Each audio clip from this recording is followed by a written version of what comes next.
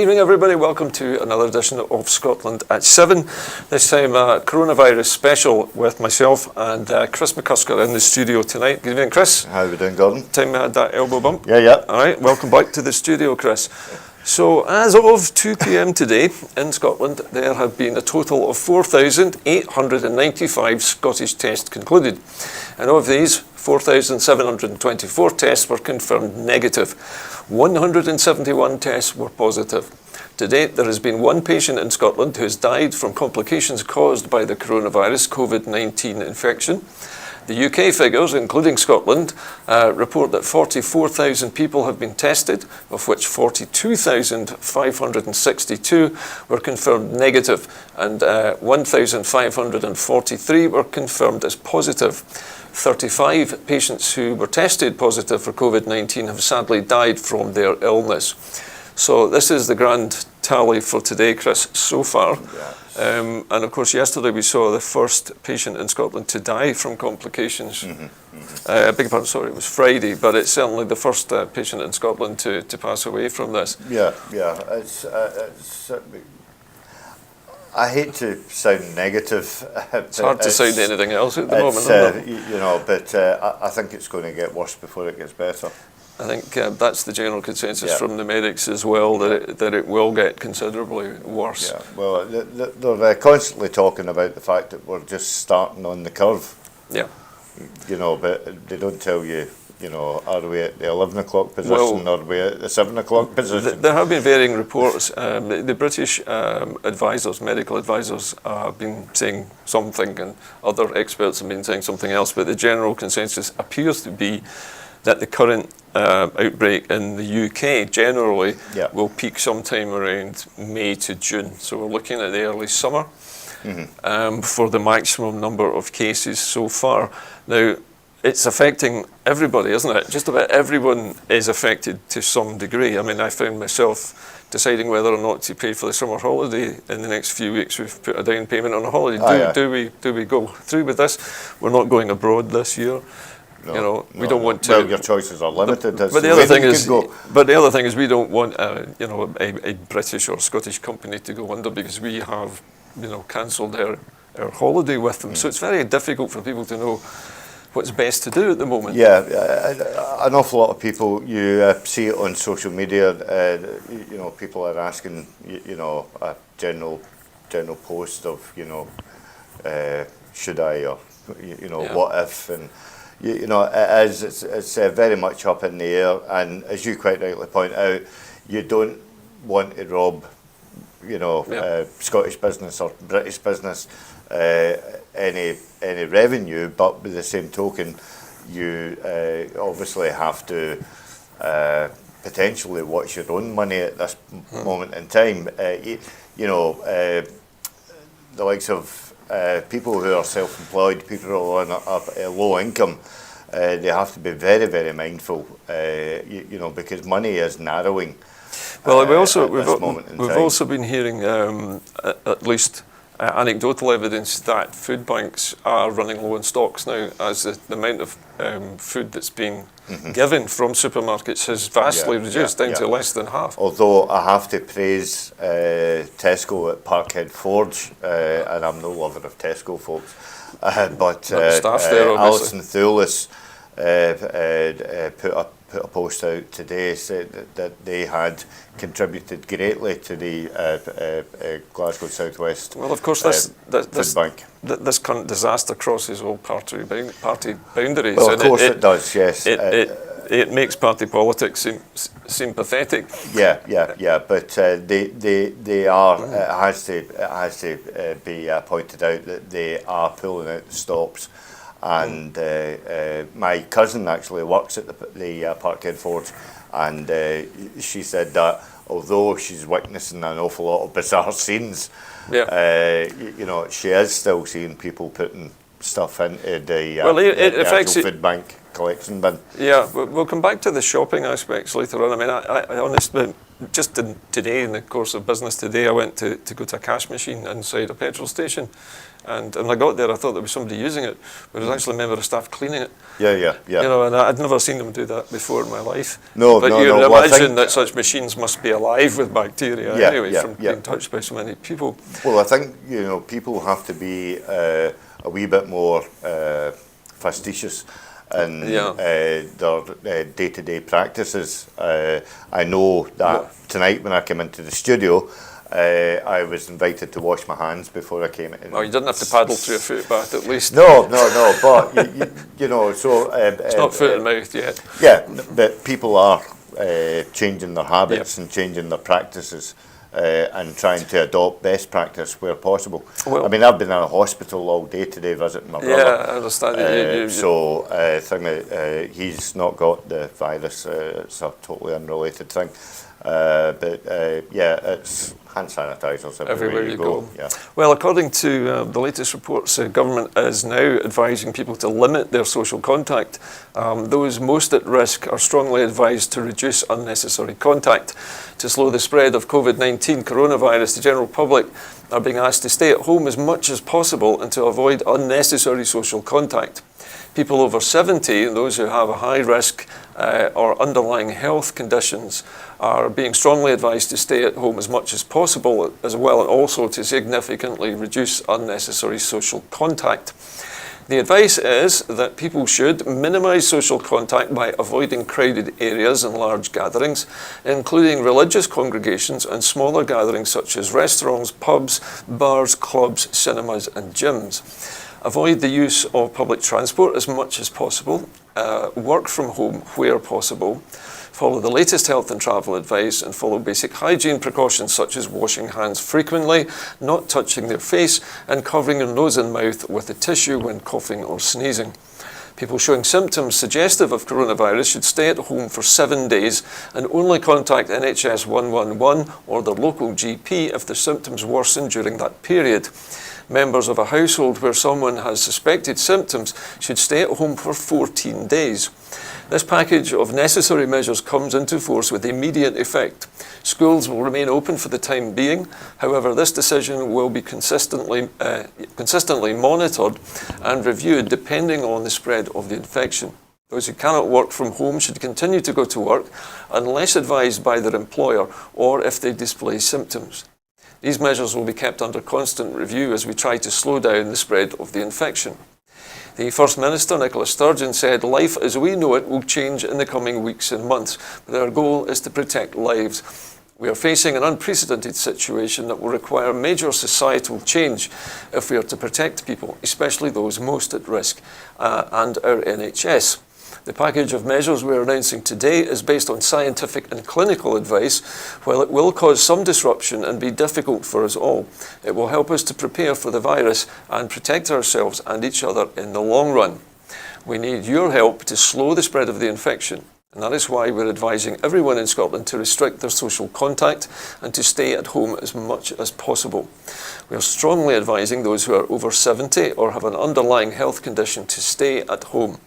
People have a vital role to play in helping us contain this infection, and I urge everyone in Scotland to follow the latest health and travel advice and to follow basic hygiene precautions such as washing hands frequently, not touching their face, and covering their nose and mouth with a tissue if coughing and sneezing. It has not been an easy decision, but it is vital if we are to stop the spread of the infection. So Chris, we'll come to Dr. Jason Leach in a minute, but so far, Chris, this has been a gradually incremental kind of increase. There seems to be a hierarchy of measures. Yeah. A lot of people are criticising both the First Minister and the Prime Minister for the apparent lack of urgency. Well, I take no pleasure in saying, but rightly so, because I and many independence activists have been constantly told that we, are European and we wish to be European, Therefore, I think we should be following the European approach to this outbreak. It's only a personal opinion. It's, I'm not speaking on behalf of any one group. I personally would, as much as it would, be harsh, but I would like to see things being basically nipped in the bud right now. So what measures would you like to see happen? Again, I would, there are pros and cons for every argument here. Of course, everything that you do affects something else. Everything that you do has got a domino effect, and if you close the schools, then what impact does that hit on the parents who are working, especially those parents that are working within the NHS, within the police, the fire service? Well, people do tend to, and a lot of kids, of course, in some areas will just end up out on the streets, as they do normally when they're not in school. And the other side of the scale is, do they then go and be looked after by the 70-year-old grandparents? And then, there's a possibility of one or other getting infected. It's a very, very difficult situation, and I fully empathise with the First Minister, but I just dearly wish that we, went for the sharp treatment and just close everything down. Would I be right in thinking, Chris, that Scotland's health issues are a devolved matter? And it would be theoretically possible for the First Minister to take a different approach if she wanted to. But she seems to want a consistency across all parts of the United Kingdom to remain. Perhaps so that people travelling in and out of... She can't obviously control the borders at the moment because they're open, which is kind of, somebody pointed out, it's very ironic for a country that wanted out of Europe because its borders were porous. It's the only part now of Europe where its borders are still porous is here. But the thing is that the border between Scotland and England has got to remain open at the moment anyway, because we need the freedom of movement for business purposes and travel. Now, I wanted now to come to Professor Jason Leach. Now, he's the Scottish Government's National Clinical Director, and he told BBC Radio Scotland's Good Morning Scotland today that the government advice to the over 70s, which is due soon, would not include telling them to cut off all contact with others. They should have more family contact and not less, he said. And even though this has been characterised as some people being asked to stay at home, he said that people would not have to stay at home all the time. So he basically seems to be saying that you can isolate yourself, but you don't have to stay in your house to do it. No. You could go for a walk with a relative, or you could go for a day trip in a car with a relative. You don't necessarily have to hide yourself away, do you? I've seen these comments being made, and there's people who can self-isolate and they've got a dog. It doesn't mean to say that they can't go and walk the dog. I've seen one woman on television earlier on who said that she threw her dog into the car, drove 60 miles to some deserted area, something like that, to let the dog run free and do whatever it wants. I think, what is more worrying for me is going back to the last item that you read out from the First Minister, the amount of businesses that we're now looking at to try and avoid, and we're talking about bars, restaurants, cinemas. There's been some criticism of the wording on this, that if the British government ordered people to close bars, restaurants and cinemas, that the owners of these establishments could make an insurance claim. But if they're not ordered to close them and just people are asked to stay away, then these businesses could go under and they would not have a valid, legitimate a leg claim to stand on. And that's where the ambiguity comes around regarding this, because I did hear tell of a business owner who phoned his bank to ask for help, and his bank said, well, you haven't got the correct insurance. To do what? To cover yourself for this type of eventuality. So did they call us an act of God or something? Basically, that's what they were putting down to. So I think you're going to see more and more like that. But, to touch on the thing that I was telling you before we came on air, Which there was a story about a taxi driver in Edinburgh today, done a 7-hour shift and earned £25. Yeah. Well, I can sympathise with him because in my business it's similar. If people start getting scared, they stay away. Yeah, yeah. And they don't like being in a car with somebody either that they've not yeah. met before, or even if somebody they have met before, Yeah. but they start to feel worried about No, proximity. of course. Yeah. But this is where these grey areas, which have been discussed at Westminster, they need to be firmed up, and they need to be firmed up now, because people that are self-employed, people that are on 0-hour contracts, a lot of them can't work from home. a lot of them can't work from home. Quite correct. There was a lady who was a heating engineer was on the radio this afternoon saying, "I can't mend your boiler from my house." You know, can't teach people to drive from in the sofa. So No. anyway, well, you could get a wee paper wheel up and well, a wooden spoon to change the now gears. we also know that that Piers Morgan has also been having a go at Jason Leach. He also had a go originally at Nicola Sturgeon, because Nicola just happened to, having come out of the Cobra meeting, thought it was important to tell everybody as soon as possible what to do. Yeah. Basically, she was doing her job. Jason Leach apparently has been in a battle of wits with Piers Morgan, saying, "Where's your degree in epidemiology? Epidemiology and social If you're science, an expert, Piers, then tell us where you learned your medicine." The man's a no mark, and you know, we could discuss his ilk, along with his friend Katie Hopkins as well. He's rather unpleasant. You know, they are boorish. just, they are really the epitome of the gutter press. I noticed Katie Hopkins is resurfaced out of the swamp from wherever it was she was. I honestly don't know who allowed her to crawl out of that swamp. And you know, I dearly wish that someone would just kick her back in it, because every time she opens her mouth, it's more just poison. It's just more venomous poison, and it's not welcome. And right here and now, we always talk about less is more. Yeah. So I think the less we have of these, vitriolic, right-wing crud. Yeah, but she's also an attention seeker. Oh, of course she is. Of course she is. Anyway, let's move things away from these unpleasant people and back to the unpleasant disease instead.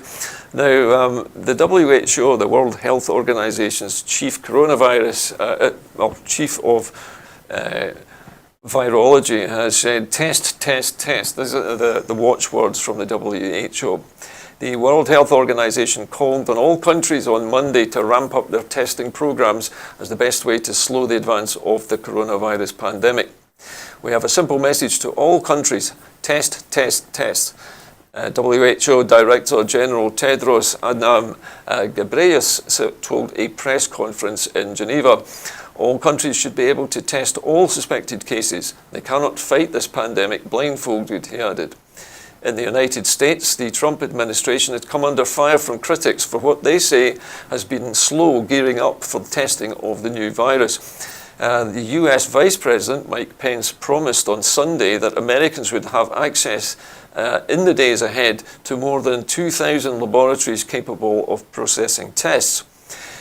With limited testing available, US officials have recorded nearly 3,000 cases and 62 deaths, and large segments of daily activities have been upended across the country.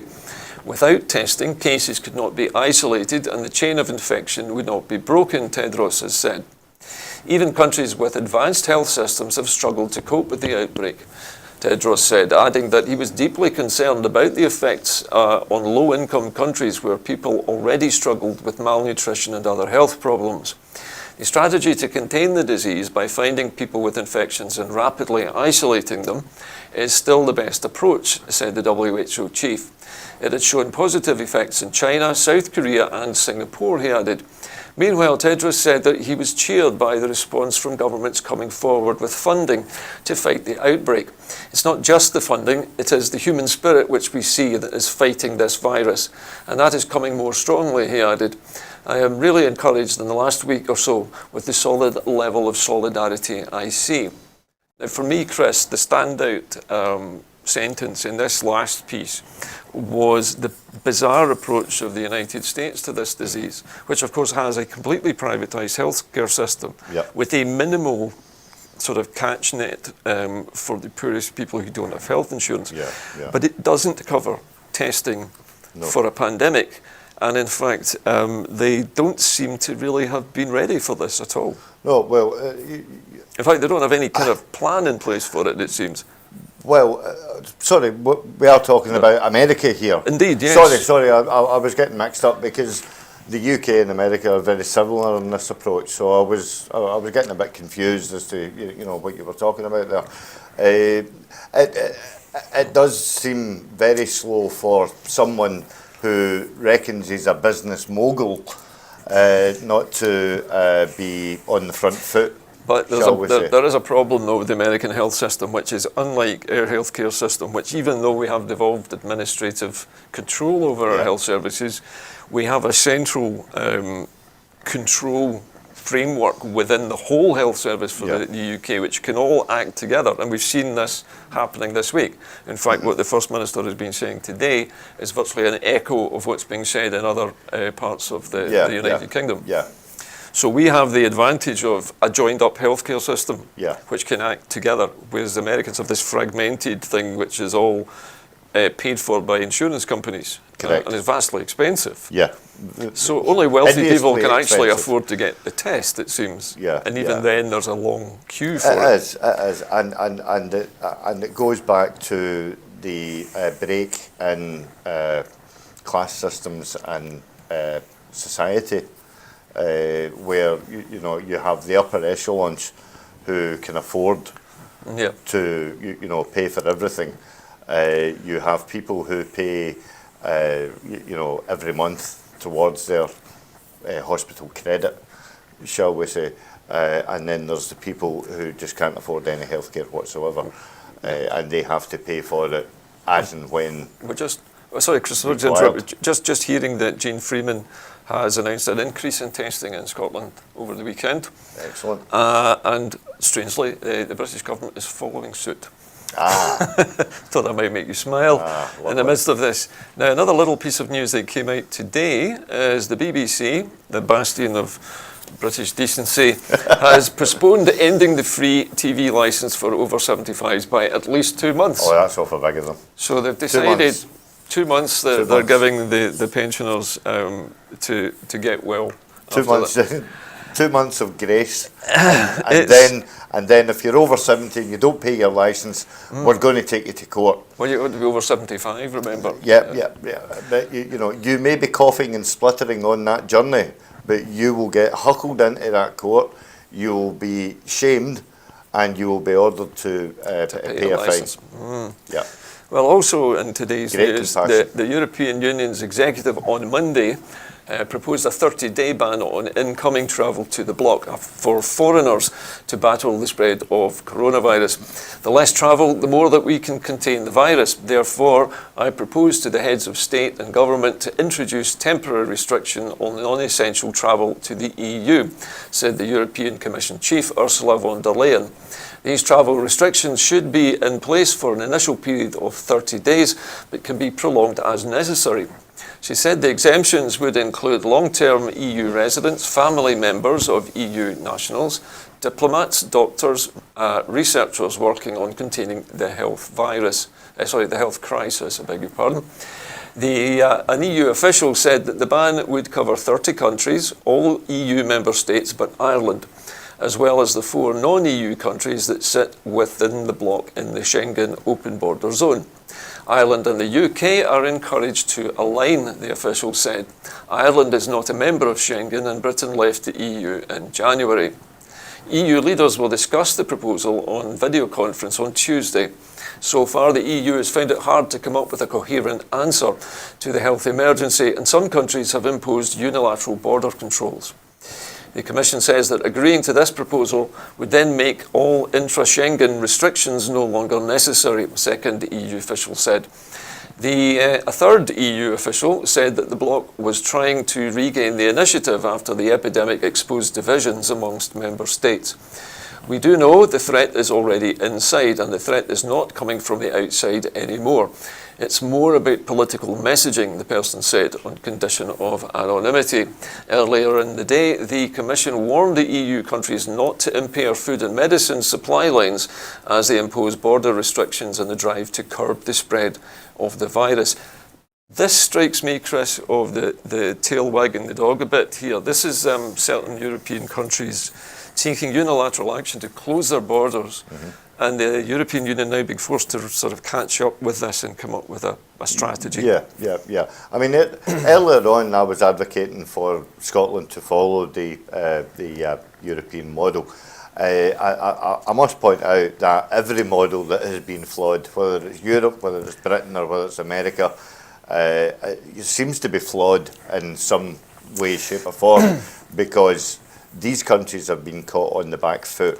Yep. The Asian countries, the likes of China, South Korea, Malaysia, Singapore, all this, but they seem to be far more ahead of the curve. I think perhaps many people have spoken about the very quick reaction after China initially tried to rubbish the idea, the reports that there was a new disease. When they finally realised it was real, they acted very fast. But they also acted in a very draconian way. They literally just clamped down like an iron curtain around that entire city, locked it down immediately. So nothing could get in or out. And they did, it seems, succeed eventually. And hence why I think that, the short, sharp shock treatment tends to work. Rather than stringing it out. Rather than stringing it out and, dealing with slowly catch a monkey. And the point that I was wanting to make was that in South Korea, very conscious that I just touched my chin now. That's all right. You washed your hands first, Chris. That's okay. In South Korea, they are now testing 20,000 a week. Yeah, they are actually, they said that they wanted to show the rest of the world how it should be done, didn't they? They were actually not quite bragging, but they were inviting other people to follow shall suit. We say. Yes, aye. But they're now testing up to 20,000 a week. And that shows how far ahead that they are. There is. I'm not sure if we have it in our script this evening. If we do, forgive me for preempting it. But I heard today from another source that in the United States, the first clinical trials are starting today for a precursor to a vaccine. And it's unusual because they're using a single strand of RNA, which has been culled from the virus and cloned. And the idea is that rather than using a deactivated virus, which is what they normally use for vaccinations, they're using a tiny fragment of its DNA. And they're injecting this as a serum into some volunteers. And the idea is to see if they generate a series of antibodies as a result. And that would mean they could synthesize this vaccine very, very quickly, which would be remarkable. So I heard a little ray of hope. Well, two weeks ago, I heard tell of Glasgow University had identified the algorithm. Yes. Can't say that. Algorithm. Which would then go on and help them to further identify, the way forward. However, coming up with a new drug means 6 months of wait before you get a license, before it can get patented. There is another Glasgow connection, of course. There is a woman, I don't know her name, I have to admit, but a professor from Glasgow who's working in America who was the first to sequence the genome of this particular virus. And it's from her work that they are trying out this new treatment today. So it's very, very fast, remarkable work. Scottish innovation, you just can't keep us down. And we don't let the grass grow under our feet. Anyway, that's certainly sure. Now, speaking of grass, brings us to airlines and landing on grass. The big UK airlines are grounding most of their fleets to survive the coronavirus. Britain's biggest airlines said on Monday that they would have to ground most of their fleets to survive the coronavirus crisis, with EasyJet and Virgin, although not British Airways, appealing to the government for bailouts to save the industry from collapse. BA's parent company, IAG, said that it would cut its flying capacity by at least 75% in April and May. EasyJet said it could ground the majority of its fleet on a rolling basis.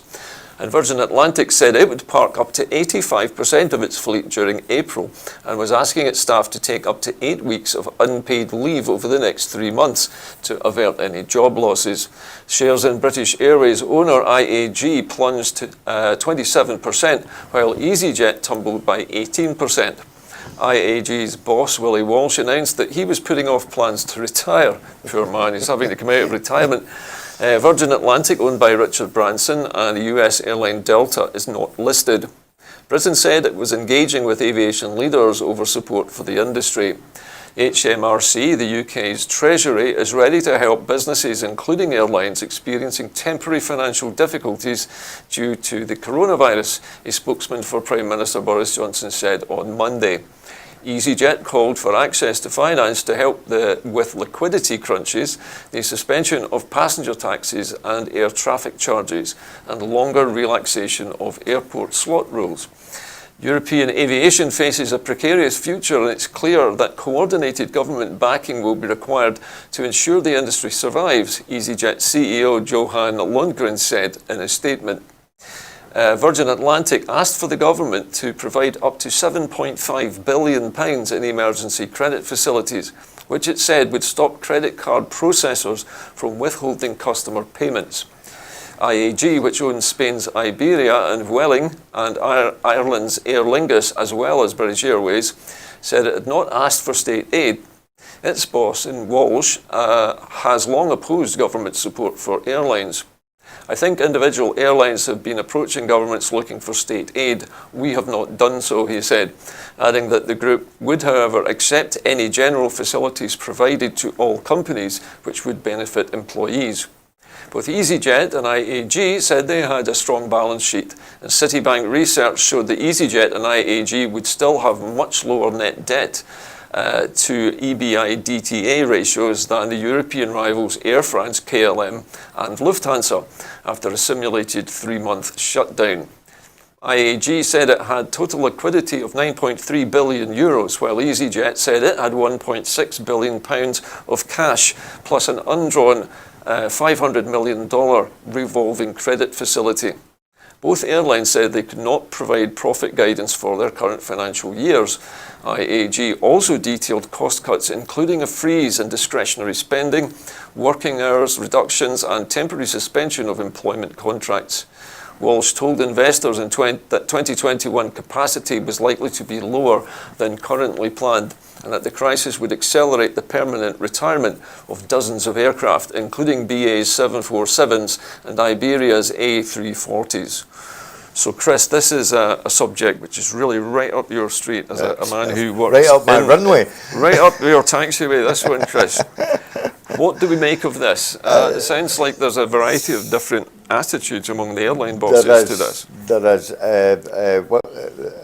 Walsh has taken a pragmatic approach, whereas Branson is He's got his cap out, hasn't he? Dirty thieving swine. Allegedly dirty. You know, he literally is asking, what was it, $7.5 billion. That equates, and this has been doing the rounds on social media, folks, so don't blame me, but that equates to £155 per citizen in Britain to dig out Branson's company. Yeah.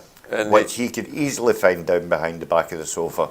Well, he has a lot of his own island. He has a lot of very powerful friends. That's certainly true. It's absolutely ridiculous. But I would actually refute the date there, where they're roughly saying 2021 to get back onto. Well, he's saying that Walsh was saying that capacity next year will be down.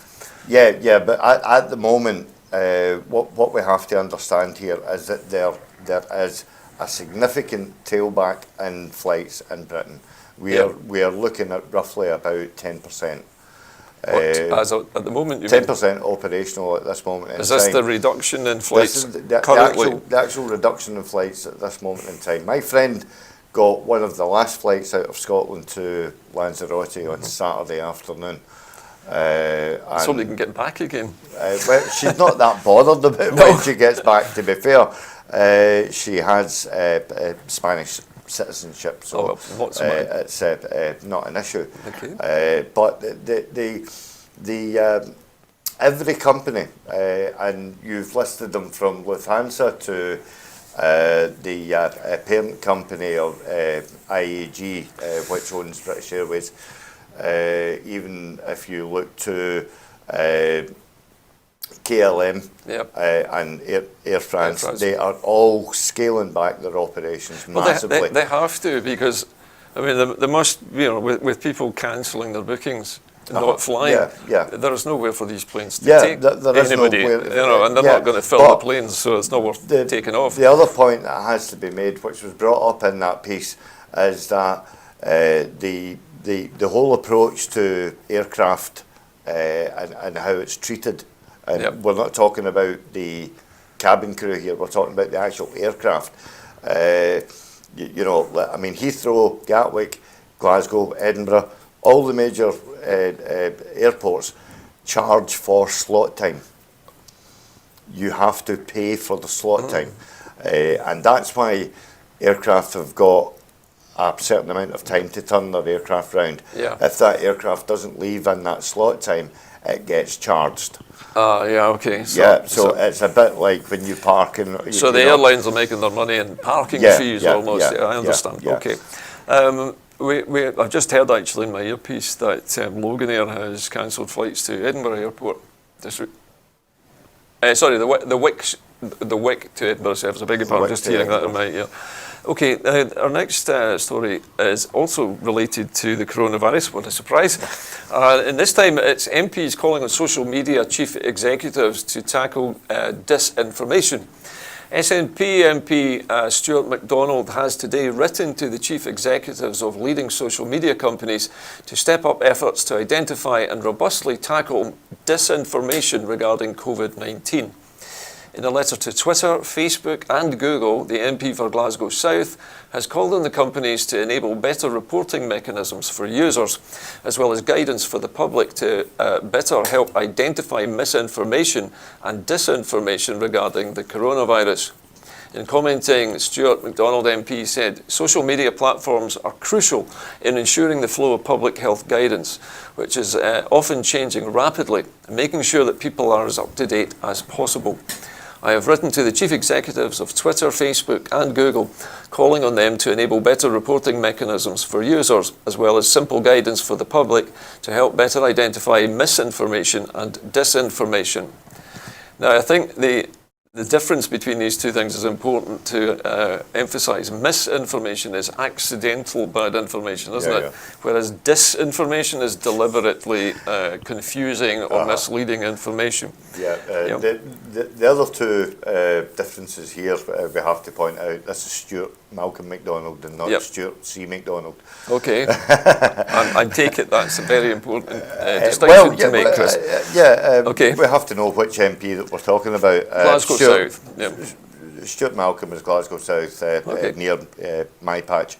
I think he's quite right that you know they have to do more, because there is an awful lot of misinformation. There's some very peculiar stories circulating at the moment. And unfortunately, you know, we all remember back in the day what Chinese whispers are like. Well, one of the things which, if you recall the story from a few weeks ago about the famous Russian dossier, which was not released, the report on Russian interference in the run-up to the last general election, that this kind of disinformation, misinformation is the kind of thing that these trolls are trying to do to disrupt the information flow, so people don't know what's true and what isn't.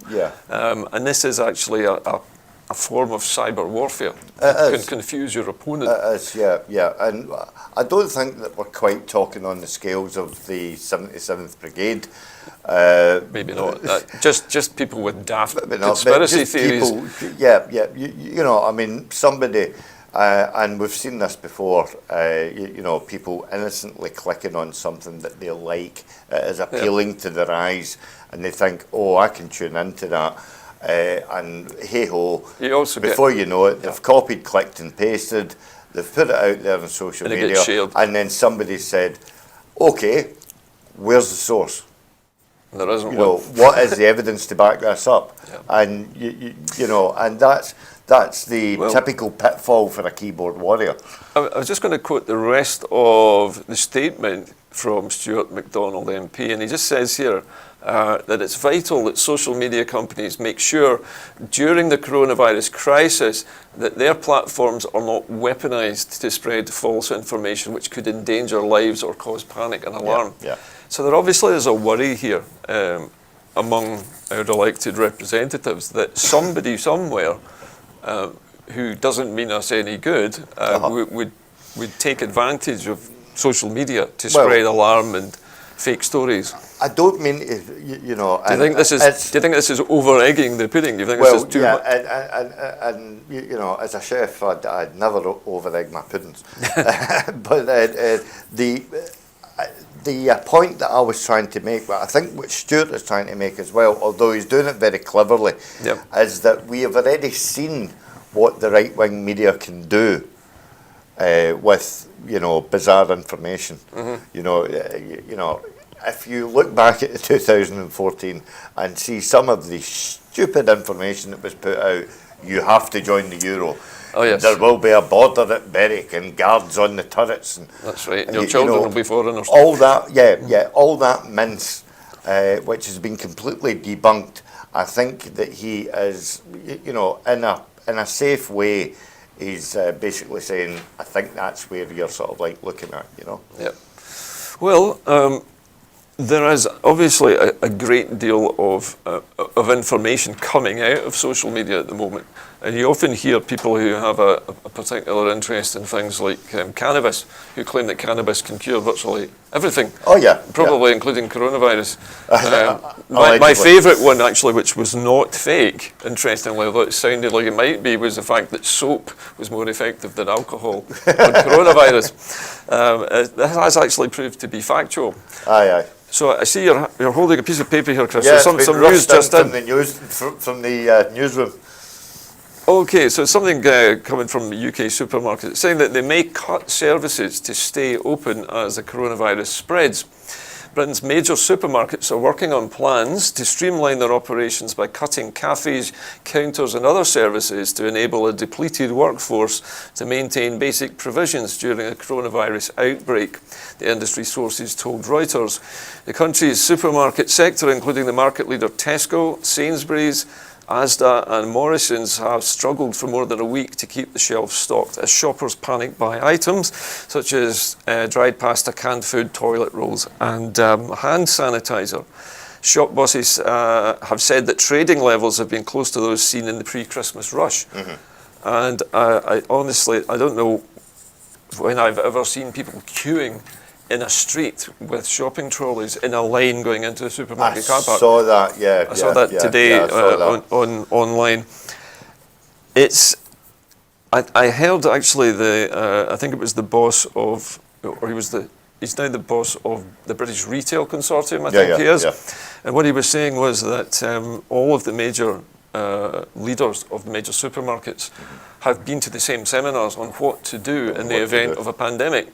And one of the key things that they said they would do is that they would never let people run out of food. But instead of carrying 45 different kinds of tomato sauce, you know, and 17 different brands of baked beans, they'll reduce it down to one or two. In that way, they don't have to employ so many shelf stackers and pallet loaders and, you know, forklift drivers as they would normally do. And according to him, he said that they would never let people starve. So if you run out of pasta, he says there'll be more potatoes. If you run out of potatoes, there'll be more vegetables, there'll be more baked beans. So whenever is needed, If we run out of something, there will be something in its place, so people will not go hungry. Yeah, but to analyse this further, and I should point out the fact I was a grocery manager for Safeway for about 10 years. Is there anything that you have not done, Chris? Seriously?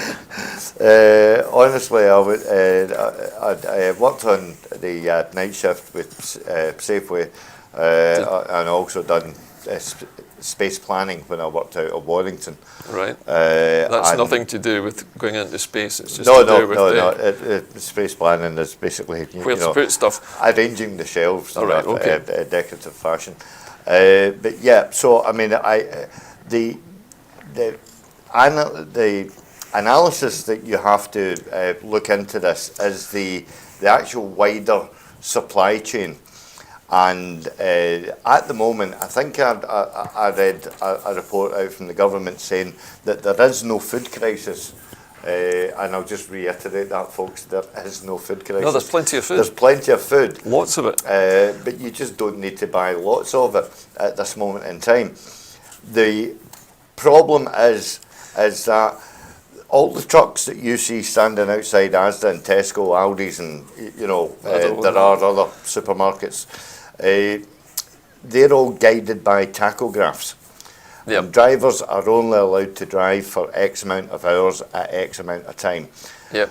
And there's X amount of people in the warehouse to fill that wagon. Yeah. So, what I would, rather than have, people from the coffee shop to go and fill the paper aisle, they should be looking at, employing people.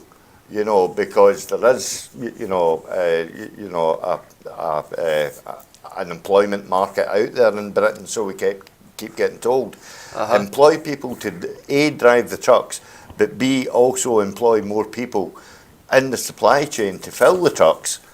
Yeah. And therefore, you could purchase more trucks, you could have more drivers, you could have more warehouse operatives to fill the trucks, to get the trucks out. It's interesting, Chris, what you're saying, but the supermarket industry itself is saying that customers need to be more considerate because they're running as fast as they can to put the stuff on the shelves as fast as they're taking it off. The problem is they need to calm down. But this has been created by buying more than they need. By the disjointed approach, I think, of the UK government. To this actual outbreak. And I go back to what I said about if you had the short, sharp shock treatment, such as in Italy at this moment in time, where there's only selected supermarkets open. There are some supermarkets in the UK, I'm not sure about Scotland in particular, but there are some in the UK who have a policy of not allowing people to buy more than 3 of any one item. In Scotland, apparently, I think in Scotland there's something like 4 packs maximum, anyway, in Tesco's. So the trouble is there's no consistency to this yet. There are items in Tesco that you cannot, buy any more multiples of. And as I said earlier, my cousin works on the checkout at Parkhead Forge, and she was telling me of an instance of a woman who was trying to buy 16 dried milk. Is this baby milk? Baby milk. And Tesco's policy is the fact that you can only buy 2 at a time. And again, there was another instance where a customer was trying to buy 20 packets of paracetamol. But that's been set by the Scottish Government that you can only buy 2 at a time. Yeah, that's actually a safety concern, isn't it? Because paracetamol can be fatal if you overdose. And people need to realise that these measures have been put into place for the betterment of others. The thing is that eventually it's going to come to a point where everybody at home has got a house full of stuff that they can't use. Their kitchen will be bulging at the seams. They're going to have nowhere to put it all. Eventually they're going to have to stop buying, and then there's going to be a big lull where nobody buys anything at all. And again, it's going to have a direct impact on the food stores and the food banks. When there's a lull, then obviously trading will go down. And then they'll be saying, oh well, it's not busy enough to have all this staff. we'll have to look at staff contracts again. But it's funny though, I mean, somebody once said many years ago that human beings are only 3 meals away from anarchy. And I think it's true, if you say to somebody that you might not get your milk delivered tomorrow. It's panic. Let's go and murder people in the street for milk. Well, if you and I are of an age where we can remember when shops used to close for the fair fortnight or something like that. Listen, I can remember when shops shut on a Wednesday for the grocer's holiday, and I still remember that. And folks Sunday everything was closed. Sunday everything was closed, and people were coming out before. Packets of butter and what you buying all that cheese for, Wally? And young people today, Chris, they don't know they're born now. That's it. Everything's open all week long, 24 hours. But again, this relates back to what Stuart was saying about the disinformation that is out on social media, which is forcing people to go and panic buy in the first place. I think that the difficulty is when somebody sees other people panic buying, they begin to panic and think there won't be anything left for me. Well, it doesn't help as well when the Prime Minister of the country basically says that you're all going to die and I can't. You're all going to die, and it's the survival of the fittest. Yeah. Because that gets you into. Do you remember that film? We have to be careful. We have to be careful, Chris. You're paraphrasing, obviously. Well, no, the Prime Minister said many families will lose some of their loved ones before their time. That's correct. But if you remember that, might be the only true thing he's ever said. Possibly. But yeah. Going back to that film from yesteryear of the Running Man with Arnold Schwarzenegger, and it creates this competitiveness within people in order to survive. Yeah. And it is literally the hunter-gatherer. The hunter-gatherer that has to go out and bring the victuals home, and you got to store them for the winter so you can survive the winter months. Honestly, it really is incredible. I need to. It's not just the shops, though, is it? I mean, it's not just the shops where there's shortages of things. We were speaking earlier on in the green room about the health service and how it has been cut away so much that there are 17,000 acute care beds or something? 17,000 in the last 10 years. 17,000 acute beds have been cut by NHS England. And also, since Brexit, it's chased most of the European Union nursing staff away as well. And now Nick Hancock wants to buy back 9,000 private health beds from the private sector. Rent them back, shall I say. I think the most remarkable thing he said today was that we're seriously a proposal for Rolls-Royce to turn its hand to making ventilators. I mean, do you honestly, imagine having a Rolls-Royce ventilator? I still don't believe that. I think that is an off-the-cut comment. He claims that he's been in touch with them. And Rolls-Royce said, there was a general plea to put out to business for anybody who could come up with a manufacture of a ventilation system. I've seen a report, highly specialised piece of equipment. I've seen a report about someone changing, I don't know, one machine into a ventilator within 4 hours and saved 2 or 3 lives or something like that in the process. I don't know how much honesty that you could level to that. But I think what this shows, Chris, surely is the fact that we live in an age where everything is just in time and just enough. There is never too much of anything, and there is never a surplus of anything of any size. Well, it's all stripped to the bone. It's all stripped to the bone. And it's all run by accountants, basically. Bean counters. So there is nothing in reserve for a big epidemic or pandemic. When something really goes wrong, we have nothing to fight it with. And that's been the business model of the Tory government from Thatcher right the way through to today, where there has been no inward investment for the last 35 years. Even Blair very scant, very scant. But I must say, and I have to point this out, that I read today that Jean Freeman has announced that they have ordered 700 ventilators today, and there was also Do you know where they ordered them from, Chris? I Any information? don't. No. That wasn't contained in the Probably from information. Europe. I'll bet you anything. More than probably.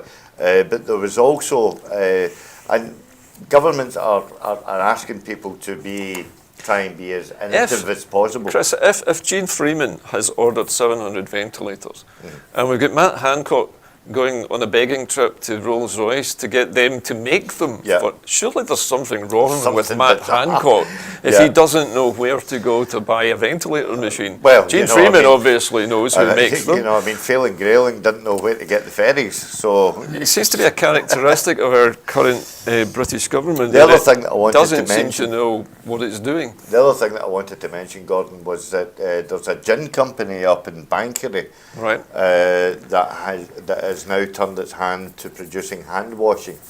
Lots of alcohol. Lots of alcohol. Yeah. And they're doing that for the community in and around Bankery. I believe it is for non-profit. I also saw a young Muslim couple, shopkeepers in Glasgow, I think, who had bought a big stock of hand cleaner and wipes, and they were giving them out to only elderly customers for free. I actually shared that on my own social media. Other people are profiteering on this, but they were giving it away to people who needed it. Just to get back to the supermarkets again, because a friend of mine who works for Nation Radio Scotland, Susie Maguire, she put a tweet out about, wouldn't it be great if the likes of Asda, Tesco and all the rest of it, sort of like said between the hours of 8 and 9, that old age pensioners and carers could get the first pick, go in first pick and all the rest of it. And happily, I've seen that in West Belfast, Iceland have taken up this model. It's not just Iceland. Apparently, some other stores are starting to do this as well. Early in the morning before. I heard that Sainsbury's are doing it, but so that's a simple idea. 6 and 7. In the How morning. many old age pensioners well, do you know? It's funny you should say that. A lot of very elderly people get up at 5 in the morning. They don't require as much sleep, and probably they would just walk around the house all morning doing nothing. Might be the absolute I would suggest that is the way to go, and and it's something that you could easily marshal. Because how many elderly people over the age of 70 do you know that walk about in tracky bottoms and a skip cap? So you could sort of like say, speaking of skipped hats, reminds me of a friend of ours, Kenny McBride, who is currently, we think at the moment, at home recovering from a knee operation, which I can assure viewers went extremely well. Kenny's on the road to recovery, so we hope to see him back in the studio very soon. Kenny, if you're watching, get well soon from all of us.